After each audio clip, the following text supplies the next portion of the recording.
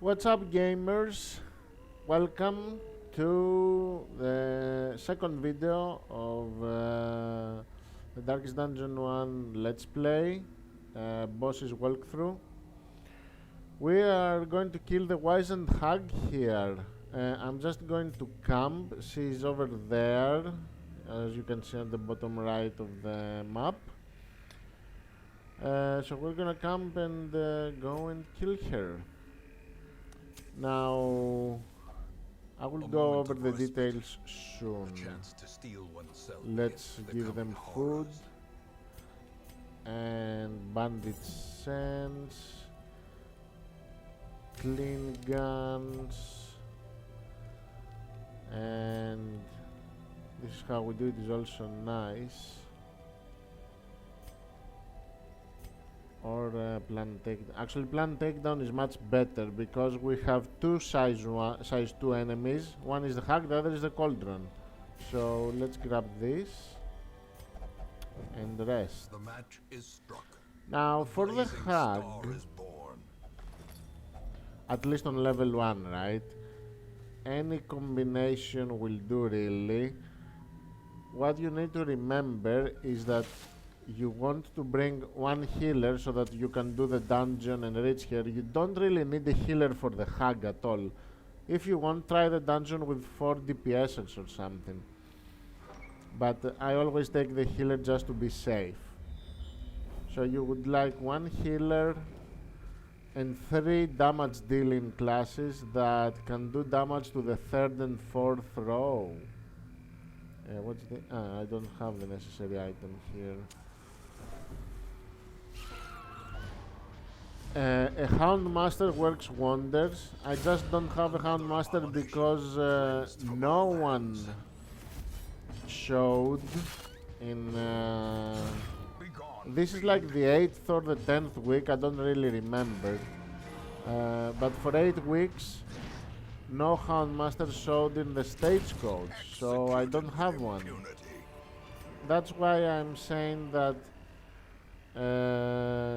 when you're dealing with the first bosses like the Necromancer, the Hag, and maybe the Swine Prince, your combo will not exactly be great, but they're easy bosses, so you will always succeed, right? If you do things properly, that is. So, I went with the Hellion because she can do damage to the 4th row and good damage to the Cauldron if need to. I have let's see the levels. Level 2 Hellion, level 2 Highwayman, who can do damage to the Cauldron with point blank shot and with pistol shot to hit the hag. That's why I gave him the clean guns buff, because I'm gonna use his ranged abilities mostly for the hag. You don't really need duelist's advance for the hag. It's only so that you can move forward and point blank the Cauldron. Then I have a level 1 bounty hunter who just deals high damage to humans, and hag is a human enemy if I remember well, and he can deal damage from the 3rd position, so he's very good to bring. And the healer, like I said. So the tactic here is we hope that she's gonna pick the Vestal and put her into the Cauldron. If she does pick the Vestal and she puts her into the Cauldron, you can go all out on the hag. You don't need to clear the Cauldron. The 3 DPSers are gonna kill her before the Vestal is in any danger. Now if she picks one of the DPSers, you want to kill the Cauldron and you want to do it continuously until she picks the Vestal. That's the tactic for the hag. If you have a Houndmaster, you should always have him at the 3rd position. This is very important. Houndmaster always 3rd position, because what happens if you bring him in the 2nd position, let's say, and she picks the Hellion, then the Houndmaster will end up in the 3rd position and you won't be able to damage the hag or the Cauldron, so be aware of that. Now let's go. As far as trinkets are concerned, I don't have anything special here. It's basically what I ended up having after 8 or 10 weeks of playing, right? It's You get the good trinkets after you kill the bosses. In the hag situation right now, we're gonna get the focus ring if we kill her, which is an excellent trinket for a lot of classes.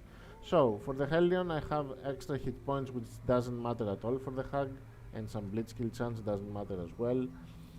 The Highwayman has the survival guide, which is an excellent trinket to have in the early game, plus the damage stone for some damage. The bounty hunter had speed because he has slow reflexes, so I gave him the speed stone to counter the slow reflexes, and he has extra dodge chance, not really useful versus the hag either. And the Vestal has the solar crown. I got lucky, got the solar crown. Just I always give it to the Vestals so that I can use them in what's the word? In the following dungeons, right? So that their stress does not climb up. And the life crystal, I actually got it in this dungeon. While I was exploring this dungeon, I got the life crystal, so I just gave it to her. Let's move on and kill the hag.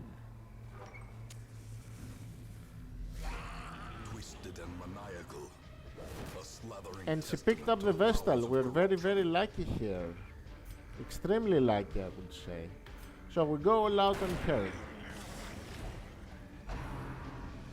All out. We don't need heals. As you can see, she does very little damage. And we're gonna do high damage to her with our... especially if we crit. Another trick you can do is you can go torchless versus the hag actually.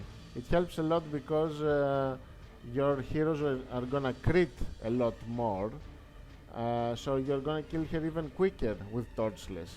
And like I said, her damage is nothing. She does almost no damage to you. So it doesn't matter if you go torchless versus the hag. There's a crit, 1 hit point left.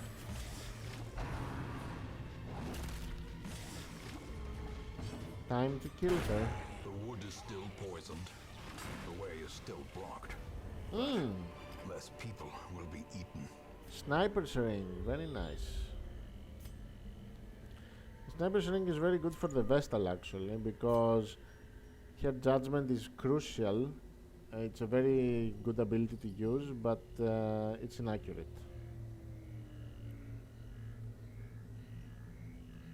And this is for the Hellion. Lower stress. We don't need this. We don't need the keys anymore. Alright. Now I'm not gonna end the dungeon here. I'm gonna continue and grab some more loot while we are at it. But yeah, I will end the video here and I will see you on the next boss, people. Have fun in your playthroughs.